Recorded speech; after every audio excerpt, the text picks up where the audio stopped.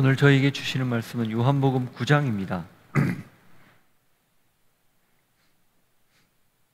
12절부터 41절까지인데요. 같이 읽겠습니다. 그들이 전에 맹인이었던 사람을 데리고 바리새인들에게 갔더라. 예수께서 진흙을 이겨 눈을 뜨게 하신 날은 안식일이라. 그러므로 바리새인들도 그가 어떻게 보게 되었는지를 물으니 이르되 그 사람이 진흙을 내 눈에 바르매 내가 씻고 보나이다 하니, 바리새인 중에 어떤 사람은 말하되 이 사람이 안식일을 지키지 아니하니 하나님께로부터 온 자가 아니라 하며, 어떤 사람은 말하되 죄인으로서 어떻게 이러한 표적을 행하겠느냐 하여 그들 중에 분쟁이 있었더니, 이에 맹인되었던 자에게 다시 묻되 그 사람이 내 눈을 뜨게 하였으니 너는 그를 어떠한 사람이라 하느냐? 대답하되 선지자이니이다 하니, 유대인들이 그가 맹인으로 있다가 보게 된 것을 믿지 아니하고 그 부모를 불러 묻되 이는 너희 말에 맹인으로 났다 하는 너희 아들이냐? 그러면 지금은 어떻게 해서 보느냐? 그 부모가 대답하여 이르되 이 사람이 우리 아들인 것과 맹인으로 난 것을 아나이다. 그러나 지금 어떻게 해서 보는지 또는 누가 그 눈을 뜨게 하였는지 우리는 알지 못하나이다. 그에게 물어보소서. 그가 장성하였으니 자기 일을 말하리이다. 그 부모가 이렇게 말한 것은 이미 유대인들이 누구든지 예수를 그리스도로 시인하는 자는 출교하기로 결의하였으므로 그들을 무서워함이로라. 이러므로 그 부모가 말하기를 그가 장성하였으니 그에게 물어보소서 하였더라. 이에 그들이 맹인이었던 사람을 두 번째 불러 이르되 너는 하나님께 영광을 돌리라. 우리는 이 사람이 죄인인 줄 아노라. 대답하되 그가 죄인인지 내가 알지 못하나 한 가지 아는 것은 내가 맹인으로 있다가 지금 보는 그것이니이다. 그들이 이르되 그 사람이 내게 무엇을 하였느냐? 어떻게 내 눈을 뜨게 하였느냐? 대답하되 내가 이미 일렀어도 듣지 아니하고 어찌하여 다시 듣고자 하나이까? 당신들도 그의 제자가 되려 하나이까? 그들이 욕하여 이르되 너는 그의 제자이나 우리는 모세의 제자라. 하나님이 모세에게 말씀하신 줄을 우리가 알거니와 이 사람은 어디서 왔는지 알지 못하노라. 그 사람이 대답하여 이르되 이상하다. 이 사람이 내 눈을 뜨게 하였으되 당신들은 그가 어디서 왔는지 알지 못하는도다. 하나님이 죄인의 말을 듣지 아니하시고 경건하여 그의 뜻대로 행하는 자의 말은 들으시는 줄을 우리가 아나이다. 창세 이후로 맹인으로 난 자의 눈을 뜨게 하였다 함을 듣지 못하였으니 이 사람이 하나님께로부터 오지 아니하였으면 아무 일도 할 수 없으리이다. 그들이 대답하여 이르되 내가 온전히 죄 가운데서 나서 우리를 가르치느냐 하고 이에 쫓아내어 보내니라. 예수께서 그들이 그 사람을 쫓아냈다 하는 말을 들으셨더니 그를 만나사 이르시되 내가 인자를 믿느냐? 대답하여 이르되 주여 그가 누구시오니이까? 내가 믿고자 하나이다. 예수께서 이르시되 내가 그를 보았거니와 지금 너와 말하는 자가 그이니라. 이르되 주여 내가 믿나이다 하고 절하는지라. 예수께서 이르시되 내가 심판하러 이 세상에 왔으니 보지 못하는 자들은 보게 하고 보는 자들은 맹인이 되게 하려 함이라 하시니, 바리새인 중에 예수와 함께 있던 자들이 이 말씀을 듣고 이르되 우리도 맹인인가? 예수께서 이르시되 너희가 맹인이 되었더라면 죄가 없으려니와 본다고 하니 너희 죄가 그대로 있느니라. 하나님, 오늘 말씀이 우리에게 무엇을 뜻하고 무엇을 교훈하는지 잘 듣게 해주시고, 본다고 하나 실상은 보지 못하는 우리의 이 실존, 그 가운데서 온전하게 노임을 받고 구원받는 귀한 시간 되게 하옵소서. 예수 이름으로 기도하옵나이다. 아멘. 한국 사회 구성원은 대다수 고등교육을 받았습니다. 문해율이라고 하죠. 글씨를 읽고 해석할 수 있는 그 문해율이 거의 전 세계 최상위권이에요. 어제 조사를 해보니까 100%인 나라도 있는데 저희 나라는 99% 정도 되더라고요. 이 문해율이 최상이라는 것은 그만큼 이 모든 사람들이 많은 것들을 알고 또 제대로 경험하고 있다라는 것을 뜻합니다. 한국은 물론 전 세계가 날이 새기가 무섭게 새로운 지식과 정보가 넘쳐납니다. 그리고 그것을 선점해서 자신들에게 필요한 재화들을 얻으려고 굉장히 많이들 노력들을 하죠. 근래엔 이 인공지능이 아주 발달을 해서 챗 GPT 그리고 구글에서도 뭐 하나 나왔죠? 이 챗 GPT가 전 세계를 강타하고 있어요. 그러니까 많은 사람들이 거기에 지금 옮겨가고 있죠. 저도 챗 GPT를 받아서 써봤는데 도움이 참 많이 돼요. 많은 정보들이 그 안에 있고 또 유용한 것들이 많습니다. 그런데 반면 이 AI가 지나치게 AI가 돼서 거짓 정보를 흘려주기도 합니다. 거기다 제 이름을 넣고 검색을 해봤어요. 또 제 학력과 경력 모든 것들이 틀리더라고요. 제가 서울대 나왔더라고요. 거기서 보니까. 그러니까 저를 잘 모르는 사람, 어느 정도 얼추 아는 사람만 따져보면 아, 이 사람은 그래 좋은 대학교 나왔네? 이렇게 거짓 정보가 흘러가겠죠. 아니거든요. 그래서 사실 지금 우리에게 더 필요한 건 이 넘쳐나는 정보들에서 진짜와 가짜를 구별해내는, 무엇이 정말 참 제대로 된 정보인가를 알아내는 분석력 혹은 분별력 아니겠습니까? 그만큼 더 어려운 세상이 되고 있다는 거예요. 뉴스에서도 이 인공지능 챗 GPT 같은 그런 지능형 응답하고 검색하는 이 기능에 대한 부작용들을 많이 지적하고 있는 이유도 바로 거기에 있습니다. 알고 있지만 사실 잘못된 정보를 알고 있을 수 있다는 거죠. 보고 듣고 있지만 그 보고 듣는 게 과연 다 맞을까? 심지어는 합성 기술까지 아주 많이 발달을 해서 엉뚱한 그런 정보들을 우리에게 보여주죠. 안다지만 제대로 못하는 것, 본다지만 제대로 못 보는 것, 들었다지만 제대로 못 듣고 있는 것, 그게 지금 우리의 현실이라는 거예요. 그리고 지금뿐만 아니라 동서고금의 어느 시대를 막론하고 다 비슷했다 그겁니다. 예수님 시대 때도 예외가 아니었습니다. 당시 예수님 시대 당시 최고의 식자층이라고 불리는 사람들이 오늘 본문에 나온 바리새인들이었습니다. 이 바리새라는 말은요, 구별되었다 그런 의미예요. 우리는 너희와 달라. 우리는 고등교육도 받았고 율법에 대해서 아주 해박하고 하나님을 철저히 잘 섬기는 그런 사람들이야. 그래서 우리는 너희와 질적으로, 근본적으로, 태생적으로 달라 라는 이름으로 자부심을 담아서 지은 이름이 바리새인이에요. 그래서 많은 사람들이 그 바리새인들처럼 살고자 했죠. 그들이 섬기는 것처럼 하나님을 섬기려 했고, 그들이 믿는 것처럼 믿고 싶었고, 그들이 사는 것처럼 살고 싶어 했어요. 그런데 이 복음서를 보면, 마태, 마가, 누가, 요한 이 4개 복음서를 보면, 그리고 사도행전도 보면 사사건건 부딪히는 사람들, 사사건건 계속해서 반복적으로 문제를 일으키는 사람들이 이 바리새인들이었어요. 왜 그랬습니까? 아는 게 문제였습니다. 그들이 보고 듣고 거기에 따라 알고 있었던 게 문제가 돼서 새로운 것이 그들 안에 슬며시 그리고 강력하게 밀고 들어오자 그걸 거부한 거예요.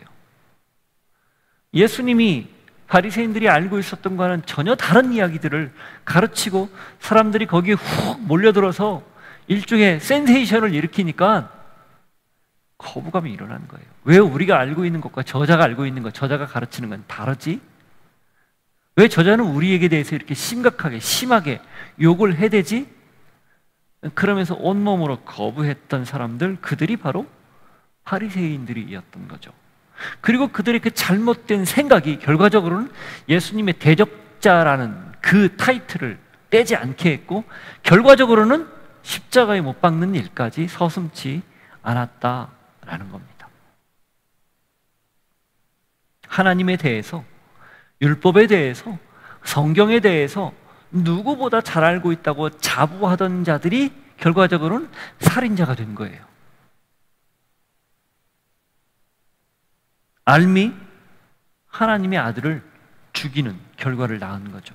알미 하나님과 정반대편에 서게 한 거예요. 알미 결과적으로 자신들도 멸망에 빠뜨리고 마는, 스스로를 멸망에 빠뜨리고 마는 결과를 초래한 거예요. 왜? 제대로 알지 못했기 때문에. 온전하게 알지 못했기 때문에. 오늘 본문은 나면서부터 앞을 보지 못했던 사람이 예수님의 이 치유, 예수님이 고쳐주셔서 나은 그 이후의 사건을 다루고 있습니다. 지난 시간에 봤던 9장 1절부터 12절까지가 예수님이 고쳐주는 사건이었죠. 그런데 그 뒤로 그 사건이 안식일에 벌어졌다는 이유 하나 때문에 예수님과 예수님의 대적자들이었다는 바리새인들 사이에 논쟁이 벌어지는데, 그 직전에 있었던 이 고침을 받았던 사람과 그 가족, 그리고 바리새인들과의 대화를 다루고 있습니다. 그리고 나서 이 대화 속에서 이 바리새인들이 가지고 있었던 가장 큰 맹점이 무엇인지를 보여주는 그런 이야기죠. 자, 오늘 본문은 그래서 우리에게도 무언가 강력하게 시사를 합니다. 과연 이렇게 정보와 지식이 넘쳐나는 이 시대를 사는 우리, 그리고 관심이 있어서 인터넷만 접속하면 유튜브나 여러 가지 매체들을 통해서 수없는 설교들이 쏟아지는 이 시대를 살고 있는 지금, 과연 우리의 신앙은 건강하고 바르게 제대로 믿고 있는가? 그걸 한번 오늘 본문을 통해서 한번 확인해 보려고 합니다. 내가 믿고 있고 알고 있는 것, 내 눈으로 보는 것, 이게 제대로 된 것인가? 이걸 한번 확인해 보기를 바랍니다. 유대인들이 눈 뜬 사람을 보고 물었죠. 어떻게 떴는지, 그리고 누가 뜨게 했는지. 그게 앞부분이었습니다. 10절, 11절 보면 그들이 묻되 그러면 내 눈이 어떻게 떠졌느냐? 대답하되 예수라 하는 그 사람이 진흙을 이겨 내 눈에 바르고 나더러 실로암에 가서 씻으라 하기에 가서 씻었더니 보게 되었노라. 어떻게 뜨게 됐는지 물어보니까 예수라 하는 사람이 진흙을 이겨서 내 눈에 바르고 실로암 못에 가서 씻으라고 했더니 나았다, 이렇게 얘기를 한 거예요. 그러니까 물어보죠. 그가 지금 어디 있느냐? 모른다고 대답합니다. 실제로 몰랐죠. 실로암에 간 사이에 예수님이 다른 길로 가셨을 수 있으니까. 그런 상황이 벌어진 직후에 그들이 예수님을 찾았다는 것을 여기에 본문이 알려주는데, 왜 찾았을까요? 그게 13, 14절에 힌트가 있어요. 보시죠. 그들이 전에 맹인이었던 사람을 데리고 바리새인들에게로 갔더라. 예수께서 진흙을 이겨 눈을 뜨게 하신 날은 안식일이라. 사람들이 물어보고 그 어디 있느냐 알아봤는데 모르니까 그 눈뜬 사람을 데리고 누구에게 간 거예요? 바리새인들에게 간 겁니다. 그런데 그날을 어떤 날이라고 얘기해요? 안식일이라고 얘기해요. 자, 이게 무엇을 뜻할까요? 왜 이들은 바리새인들에게 데리고 갔으며 왜 안식일이라는 말을 썼을까요?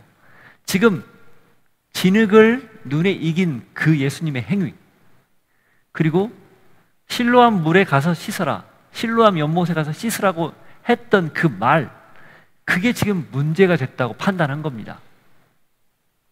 유대인들은 안식일에 대해서 굉장히 철저히 생각하고 안식일을 철저히 지켰어요.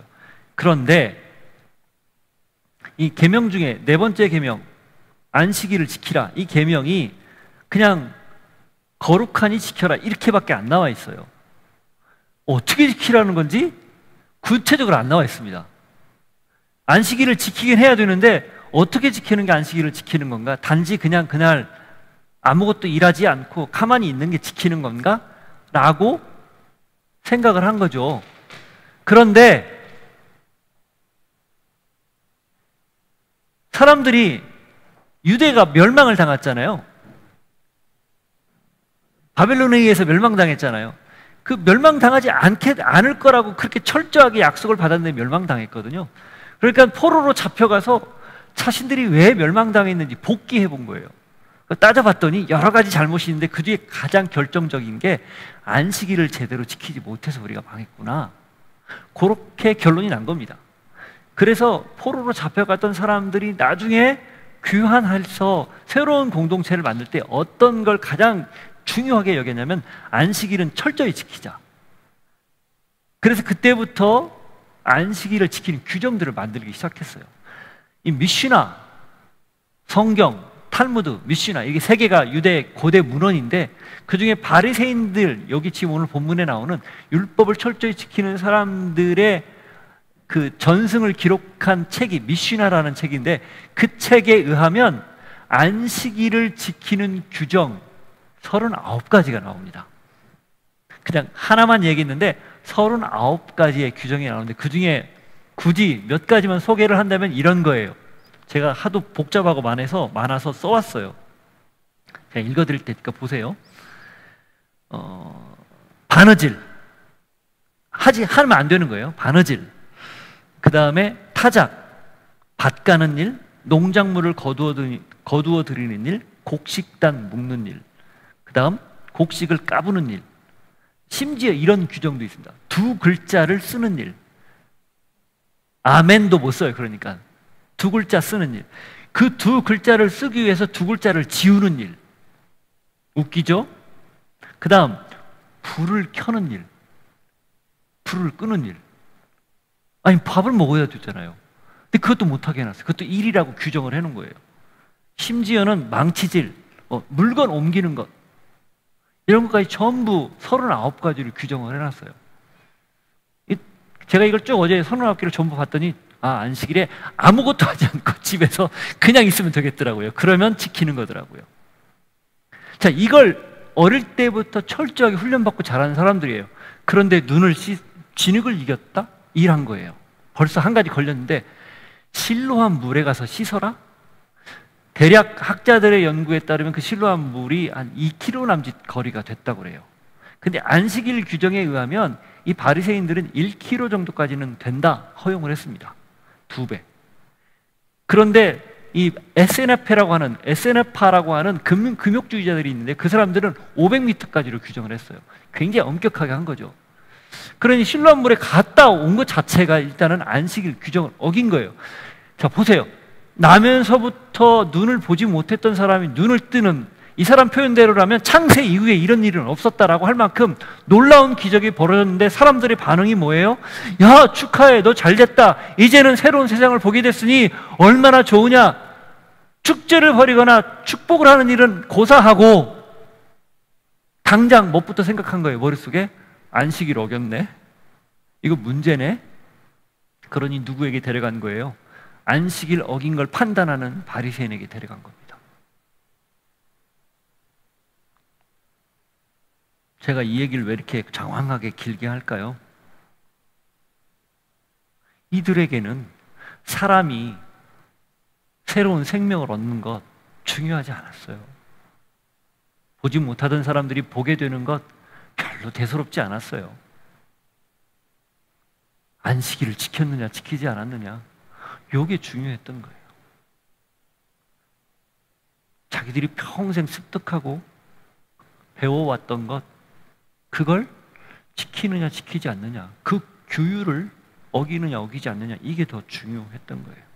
15, 16절 보세요. 그래서 바리새인들이 이렇게 물어보는 거예요. 그러므로 바리새인들도 그가 어떻게 보게 되었는지를 물으니, 그가 이르되 그 사람이 진흙을 내 눈에 바르매 내가 씻고 보나이다 하니, 바리새인 중에 어떤 사람은 말하되 이 사람이 안식일을 지키지 아니하니 하나님께로부터 온 자가 아니라 하며, 어떤 사람은 말하되 죄인으로서 어떻게 이러한 표적을 행하겠느냐 하여 그들 중에 분쟁이 있었더니.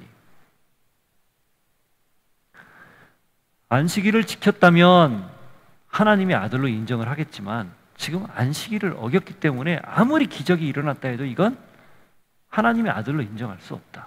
이거 무언가 속이는 거다, 이렇게 판단하는 사람들이 있었다는 거예요. 그러면서 또 하는 사람들은 아무리 그래도 그렇지, 만일에 가짜라고 한다면 이런 일이 가능하겠느냐, 하나님의 아들이 아니고서는 이건 불가능하다, 이렇게 말하면서 자기들 사이에 논쟁이 일어난 거예요.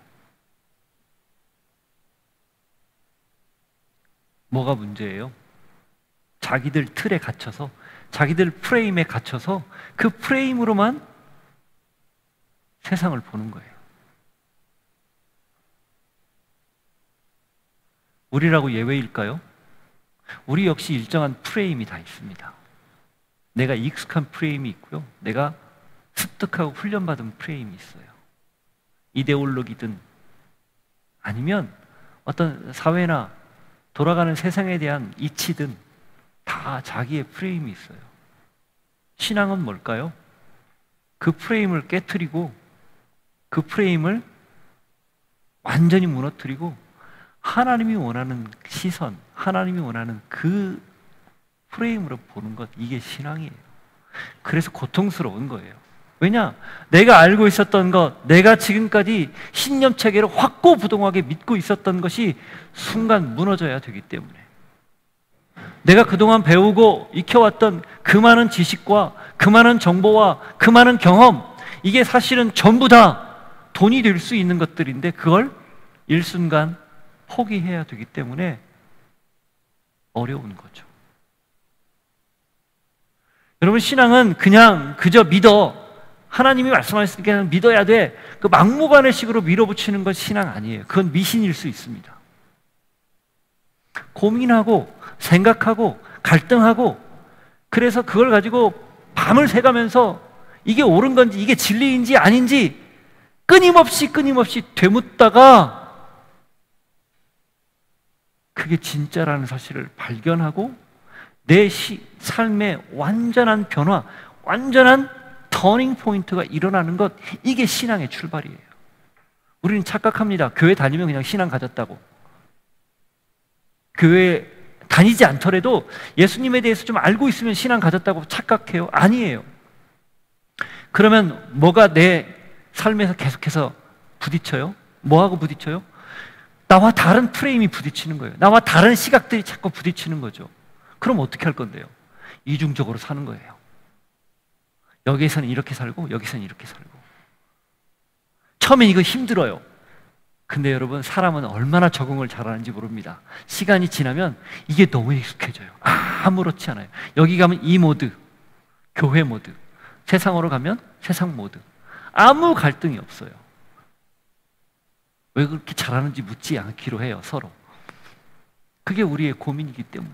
따라서 지금 바리새인들은 자기가 보고 있다고, 믿고 있다고, 알고 있다고 했던 그 율법과 자기들의 신념체계, 미션에 의한 39가지 규정에 따라서 예수님이 하는 일을 난도질하면서 정작 안식일이 왜 주어졌는지, 그리고 예수님이 왜 안식일에 그 눈먼 사람의 눈을 뜨게 했는지 그 이유는 보지 못했다는 것, 그게 우리일 수 있다는 걸 기억하시기를 바라요.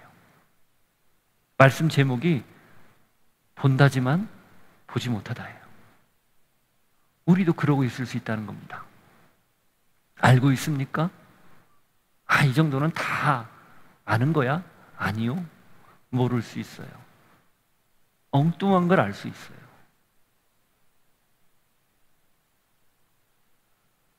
(17절) 보십시오. 맹인이었던 사람이 어떻게 대답을 합니까? 이에 맹인이었던 자에게 다시 묻되 그 사람이 내 눈을 뜨게 하였으니 너는 그를 어떠한 사람이라 하느냐? 대답하되 선지자니이다 하니. 다시 물어요. 너는 그 사람을 어떻게 생각하냐? 선지자라고 이야기를 해요. 답을 하죠. 아하.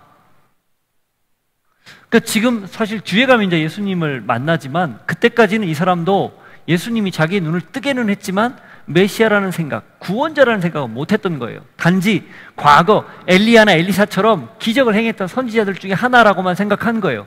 그런데도 이 맹인이었던 사람의 고백은 적어도 바리새인들의 고백보다는 1단계, 한 단계 높은 차원이 다른 고백입니다. 제한적이지만. 자, 이 말을 듣고 바리새인들이 안 되겠다 싶었는지 그의 부모를 불러다가 추궁을 시작해요. 자, 이어서 보실까요? 18절부터 유대인들이 그가 맹인으로 있다가 보게 된 것을 믿지 아니하고 그 부모를 불러 묻되 이는 너희 말에 맹인으로 났다 하는 너희 아들이냐? 그러면 지금은 어떻게 해서 보느냐? 그 부모가 대답하여 이르되 이 사람이 우리 아들인 것과 맹인으로 난 것을 아나이다. 그러나 지금 어떻게 해서 보는지 또는 누가 그 눈을 뜨게 하였는지 우리는 알지 못하나이다. 그에게 물어보소서. 그가 장성하였으니 자기 일을 말하리이다. 그 부모가 이렇게 말한 것은 이미 유대인들이 누구든지 예수를 그리스도로 시인하는 자는 출교하기로 결의하였으므로 그들을 무서워함이로라. 이러므로 그 부모가 말하기를 그가 장성하였으니 그에게 물어보소서 하였더라. 자, 내용을 알겠습니까? 이 맹인은 자기가 주관적이니까, 왜 주관적이면 조금 객관성을 잃고 과장되게 말하거나 아니면 다른 사람들이 어쨌든 좀 객관적인 그런 기능을 잃었다고 생각할 수 있잖아요. 그래서 부모를 부른 거예요, 찾아서. 그리고 물어보는 거예요. 날 때부터 앞을 보지 못했던 게 맞느냐? 그리고 그가 눈을 뜬 게 맞느냐? 확인해 주죠. 맞다. 내 아들이고 날 때부터 맹인이었다. 보지 못했다. 어떻게 떴느냐고 물어보지만 대답을 안 해요. 그리고 뭐라고 합니까? 그가 다 컸으니까 그에게 물어봐라. 이렇게 얘기해요. 이게 무슨 뜻이냐면요, 유대인들은요 20세 미만은 법정에서 효력이 없었어요. 증언 효력이. 근데 아마 이 사람은 눈이 멀었던 사람은 20세 이상으로 추정이 됩니다. 다 컸다는 말은 그가 법정에서 말을 했을 때 그 말이 효력이 있는 그 나이가 됐으니 그에게 직접 물어보세요. 판단할 수 있고 다 그런 능력이 있으니까 물어보세요. 그렇게 말을 한 거예요. 근데 거기에는 다른 이유가 있었어요. 뭐예요? 예수님을 믿고 받아들이는 사람을 유대교에서 이미 출교하기로 결정을 하고 그것이 사람들에게 삽시간에 퍼져 있었기 때문에 말을 함부로 하지 않은 거예요. 출교를 당할까 봐. 출교는 유대 사회에서 완전히 배제하는 겁니다. 지금 뭐 출교가 뭐 큰 의미가 있지? 아니요. 그때는 거의 사형 선고나 다름없었어요. 사람들하고 섞여 살 수도 없었고요. 대화는 물론이거니와 아무것도 할 수 없었어요. 결국은 고립돼서 나중에 죽습니다. 쫓겨나기도 하고요. 그래서 한 번에 완전히 출교하는 경우도 있지만 뭐 30일, 그다음 뭐 2달, 1년 이런 식으로 하는 경우들이 있거든요. 어쨌든 굉장히 큰 형벌이에요. 그러니까 이렇게 대답을 한 거죠. 자, 바리새인들은 무슨 의도로 그걸 부모에게 물어봤을까요? 진위를 파악하고자 했던 거예요. 열심을 낸 거죠, 나름대로. 가짜 열심이에요. 잘못된 열심이에요. 이미 그렇게 증언을 했고 그렇게 말을 했는데 그걸 받아들이지 못하고 확인하려고 물었던 거죠. 그리고 그들은 종교 폭력을 행사하고 있었습니다. 출교라는. 하나님이 유대인들을, 이스라엘 백성을 선택한 이유가 뭐죠? 그들을 선택해서 그들이 다른 이방인들, 다른 나라 사람들을 하나님을 전할 수 있도록 통로로 삼기 위해서 선택을 했어요. 근데 그 시간이 거듭되면서 자기들의 하나님으로만 제한을 해버렸죠. 자기들은 선민이라고 우월의식을 가졌죠. 이방인들은 개나 돼지 취급하고 상종도 안 했죠. 지금도 유대인들은요 같이 밥상 겸상 안 합니다. 철저해요. 하나님의 원래 계획과는 정반대의 길을 갔죠. 그 우월한 선민의식 때문에 자기 공동체에서 자기 구성원들을 징벌적으로 쫓아내버리면 그것도 반드시 지켜야 됐고 엄청난 힘을 가지고 있는 어떤 권한이었어요. 근데 지금 그걸 행사하고 있는 거예요. 자기들 마음대로 율법을 어겼다고 쫓아내는 거죠. 지금의 교회는 어떨까요? 지금의 우리 신앙인들은 어떨까요? 은연중에 내 마음속에 나와 세상은 다르다라는 그런 생각 혹시는 하고 있지 않을까요? 우리 교회는 달라. 우리는 건강한 교회야. 우리 교회는 그래도 여느 교회와 달라. 세상하고는 말할 것도 없이 다르고, 그런 생각 너무 많이 하고 있는 건 아닐까요? 그게 오히려 우리의 문턱을 높여서 특별히 젊은이들이 교회에 나오는데 부담을 갖게 하고, 포스트 모던 시대에 다양한 의견들이 지배하고 있고 그들의 생각을 잡고 있는데 그 포스트 모던을 인정할 수는 없지만 그것들을 어떻게 하든 이해시키면서 진리의 말씀으로 다가올 수 있도록 하는 노력들을 해야 되는데 그것조차 아예 하지 않고 다르게 생각해버리는 그런 모습이 우리 안에는 없을까? 신앙이라는 이름으로, 교회라는 이름으로, 거기에 심지어는 하나님이라는 이름으로 무언가 폭력을 행사하는 건 아닐까? 자신들의 집단 이기심을, 그 이기주의를 표출하고 자기들의 이익을 고수하기 위해서 단체 행동을 하는 건 아닌가? 그러면서 교회를 그냥 송두리째 욕먹게 하는 그런 일들은 없는가? 자성할 필요가 있는 거죠. 남의 교회 이야기라고만 치부하기에는 사실 우리 안에도 그런 여지들이 수없이 많이 내재되어 있습니다. 그 소리를 오늘 우리가 들어야 돼요. 우리는 괜찮겠거니 하고 안주하는 것이 아니라 우리도 그럴 수 있다라는 걸 염두에 두고 그렇게 있어야 된다는 거죠. 바리새인들은 천국 문을 닫아놓고 자기들도 못 들어가면서 들어가는 사람도 못 들어가게 막는 화 있을진저라는 욕을 먹었던 사람들이에요. 오늘 우리도 만일에 보되 제대로 보지 못한다면 그럴 수 있다는 것, 알되 제대로 알지 못하면 여전히 그런다는 것 잊지 않기를 바랍니다. 자, 부모에게서도 시원한 답을 얻지 못하니까 또 불러요. 이 눈을 뜬 사람을 다시 부릅니다. 그리고 하나님께 영광을 돌리라고 다짜고짜 얘기를 해요. 24절 보십시오. 이에 그들이 맹인이었던 사람을 두 번째 불러 이르되 너는 하나님께 영광을 돌리라. 우리는 이 사람이 죄인인 줄 아노라. 자, 뭐라고 얘기합니까? 너 눈을 떴어? 그러면 하나님께 영광부터 돌려. 그렇게 이야기하는 거예요. 왜냐하면 이 사람은 죄인이야. 누구? 예수 그리스도, 예수님.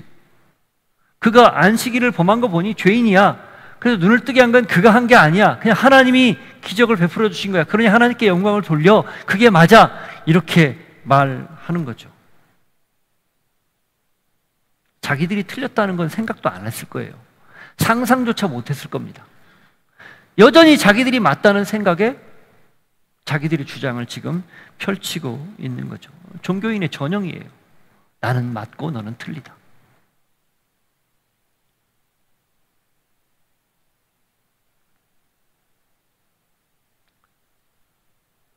그런데 이 눈을 뜬 사람의 말을 보십시오. 그들에게 일침을 가합니다. 25절부터 27절 대답하되 그가 죄인이었는지 내가 알지 못하나 한 가지 아는 것은 내가 맹인으로 있다가 지금 보는 그것이니이다. 그들이 이르되 그 사람이 내게 무엇을 하였느냐? 어떻게 내 눈을 뜨게 하였느냐? 대답하되 내가 이미 일렀어도 듣지 아니하고 어찌하여 다시 듣고자 하나이까? 당신들도 그의 제자가 되려 하나이까? 아니 내가 지금 얘기했지 않습니까? 그런데 믿지 않고 왜 또 물어봅니까? 혹시 당신들도 그에게 관심 있는 거 아니에요? 겉으로는 그렇게 아닌 척하지만 속으로는 호기심 가지고 있는 거 아니에요? 그가 병도 고치고 먹을거리도 제공하고 이것저것 색다르게 전혀 다른 세상을 열 것 같은 그런 조짐이 보이니 혹 당신들도 속으로 동조하고 있는 거 아닙니까? 일침을 가한 거죠. 그들의 속내를 쓱 드러낸 거예요.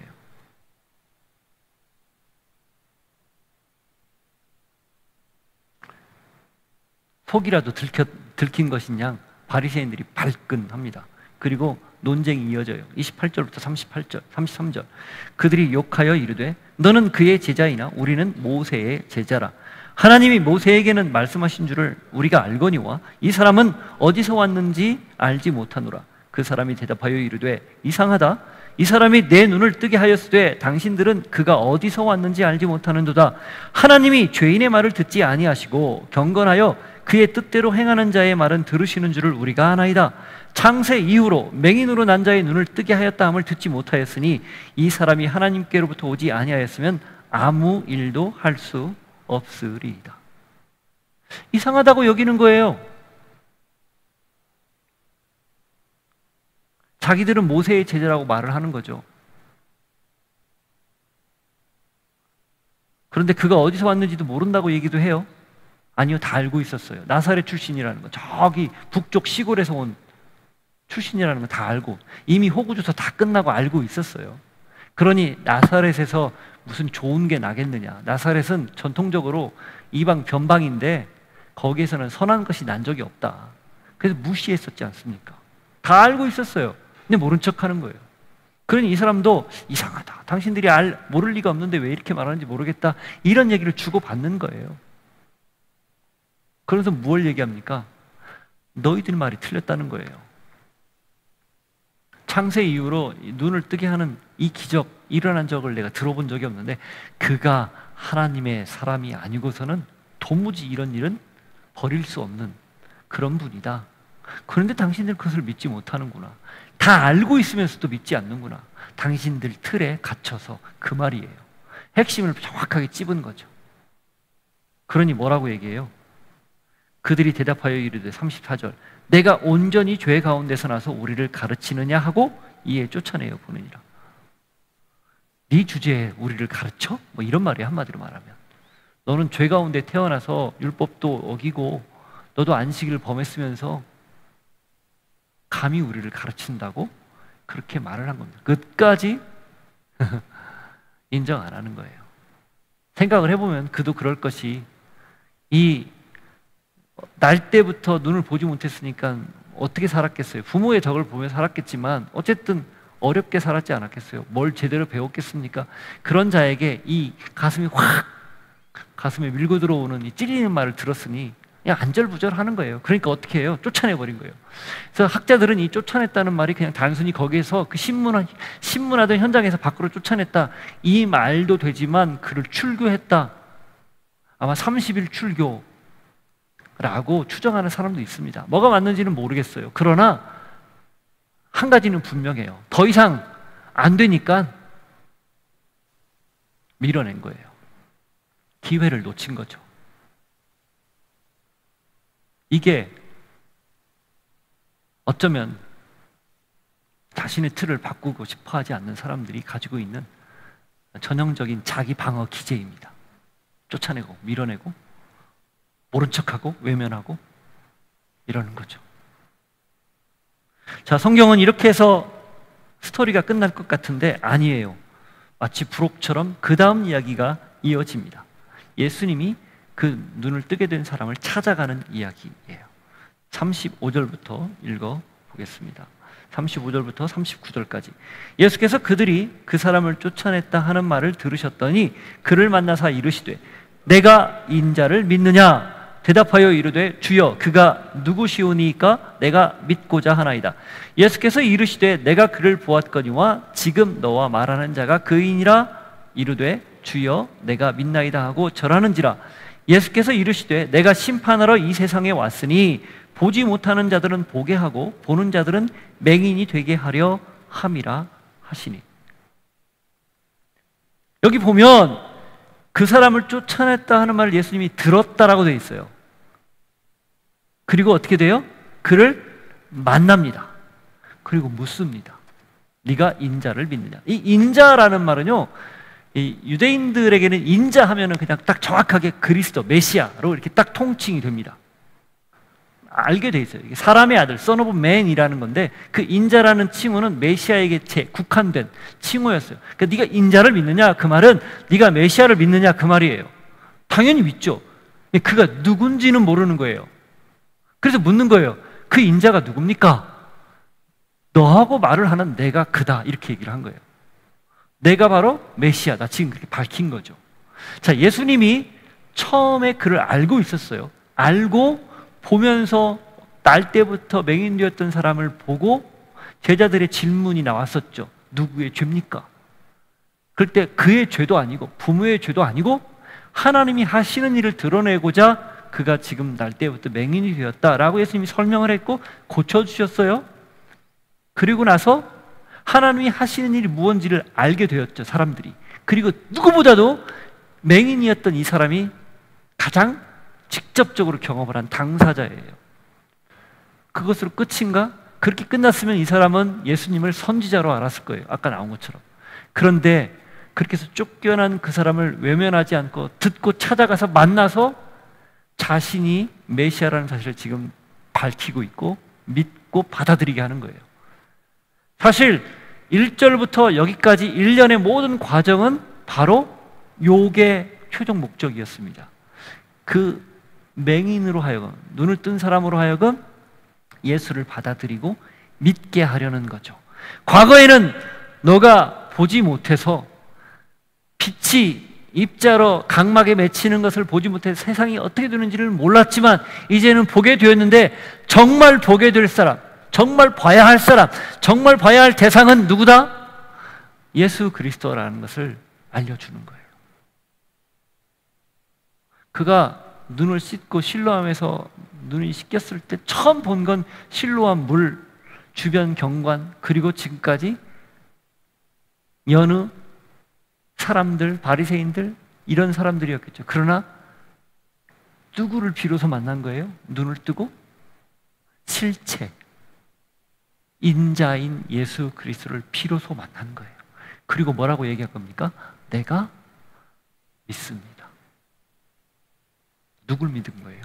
예수 그리스도를. 그의 뜬 눈으로 가장 먼저 고백한 것이 예수님을 믿는다는 고백이었다는 거죠. 그래서 예수님이 보는 사람은 보지 못하고 보지 못하던 사람은 보게 된다, 이 말을 하신 거예요. 누구예요? 지금껏 본다라고 자처했던 바리새인들이나 유대인들은 정작 진리인 예수 그리스도를 보지 못하고, 지금껏 전혀 보지 못했던 이 맹인이었던 사람은 눈을 뜨고 진리를 본 거예요. 본다지만 보지 못하는 사람들, 그러나 못 보았지만 보는 사람들, 극명하게 나뉘는 거죠. 이렇게 진짜를 보는 사람으로 살 건가, 저렇게 진짜를 보지 못하는 사람으로 살 건가, 그걸 우리에게 오늘 도전하는 겁니다. 그 말을 듣고 예수님 곁에 있던 바리새인이 또 발끈해요. 40절, 41절. 바리새인 중에 예수와 함께 있던 자들이 이 말씀을 듣고 우리도 맹인인가? 예수께서 이르시되 너희가 맹인이 되었더라면 죄가 없으려니와 본다고 하니 너희 죄가 그대로 있느니라. 이게 무슨 말입니까? 아니, 예수님이 그 39절에 하신 말씀을 듣고, 야, 그럼 우리가 맹인이란 말이야? 이렇게 반문을 하는 거죠. 그 말을 듣고 예수님이 답을 한 거예요. 맹인이었으면 죄가 없을 거다. 이것저것 따지지 않고 분별하지 않고. 여기 맹인은 실제로 보지 못하는 그런 맹인도 뜻하지만 영적으로 어두워져서 진리를 못 보는 그런 상태를 이야기합니다. 그러니 본다고 하지만 여전히 죄 가운데 살고 있다, 그 말이에요. 여전히 비진리를 진리인 양 착각하고 살고 있다, 그 말이죠. 차라리 보지 못하고 진리 안으로 들어오는 것, 아니 차라리 그렇게 해서 눈을 뜨고 진리를 보는 것이 더 필요하다는 것을 알려주는 거죠. 우리는 늘 말씀 앞에서 자기 자신을 비춰봅니다. 이 말씀을 통해 과연 내가 건강한 신앙을 가지고 있는가 살펴봅니다. 이것이 매일매일 끊임없이 반복되어야 되는 이유는 단순해요. 그렇지 않으면 본다 하나 보지 못하는 사람으로 살 가능성이 매우 높기 때문이에요. 그래서 여러분, 우리가 매일같이 말씀을 읽는 거예요. 매일같이 말씀 앞에 서는 거고요. 그걸 통해서 나 자신을 비춰보는 거죠. 내가 보는 사람인가 보지 못하는 사람인가. 여러분은 어떤 사람입니까? 보는 사람입니까? 보지 못하는 사람입니까? 본다고 하나 가려져서 내 틀에 갇혀서 보지 못하는 사람입니까? 아니면 그 틀을 말씀으로 다 깨고 새롭게 하나님이 보는 시각으로 보는 사람입니까? 그 질문 앞에 스스로 답해 보시기를 바라고, 어떻게 살아야 될지를 하나님 앞에서 결정하는 모두가 되기를 바랍니다. 같이 기도합니다. 이렇게 기도합시다. 하나님, 우리 믿음의 눈을 들어 주님을 보게 해주시고 진리를 보게 해주시고 나의 기존의 틀을 깨고 새롭게 말씀하시는 하나님의 틀을, 하나님의 말씀의 틀을 받아들일 수 있는 저희 되게 하옵소서. 같이 기도하겠습니다. 하나님 아버지, 그렇습니다. 저희는 여전히 내 생각과 내 틀에 갇혀서 삽니다. 그래서 본다 하지만 보지 못합니다. 이 많은 정보들을, 넘쳐나는 정보 거기에도 파묻혀서 진리를 보는 데는 전혀 관심조차 없습니다. 그러나 주님, 이럴 때일수록 진리와 진짜를 찾아가는 것이 저희의 몫이고 또 저희가 해야 할 일이라는 것을 잊지 않게 하옵소서. 이럴 때일수록 더욱더 하나님을 좀 더 찾는 저희를 될 수 있도록 도우시고 말씀 앞에 온전히 설 수 있는 저희들 모두가 되게 하옵소서. 하나님 아버지, 늘 주님의 말씀을 바라보고 듣고 또 그 말씀대로 살기를 몸부림치는 저희 되게 하시고 거짓과 가짜에 현혹되지 않는 저희들 되게 하여 주옵소서. 예수 이름으로 기도하옵나이다. 아멘. 자리에서 일어서서 고백합니다. 주의 영광 이곳에 가득해 우린 선의 주님과 함께 찬양하며 우리는 전진하리. 모든 열방 주 올 때까지 주의 영광 이곳에, 주의 영광 이곳에 가득해 우리 선의 주님과 함께 찬양하며 우리는 전진하리. 모든 열방 주 올 때까지.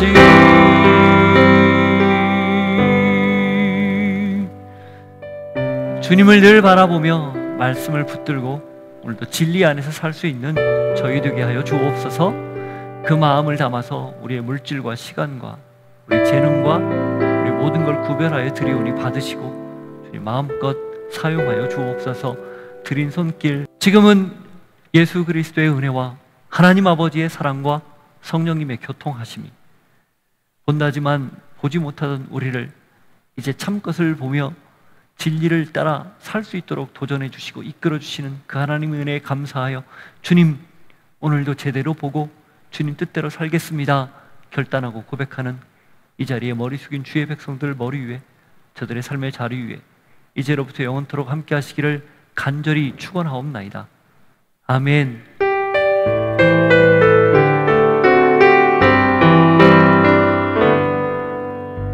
아멘.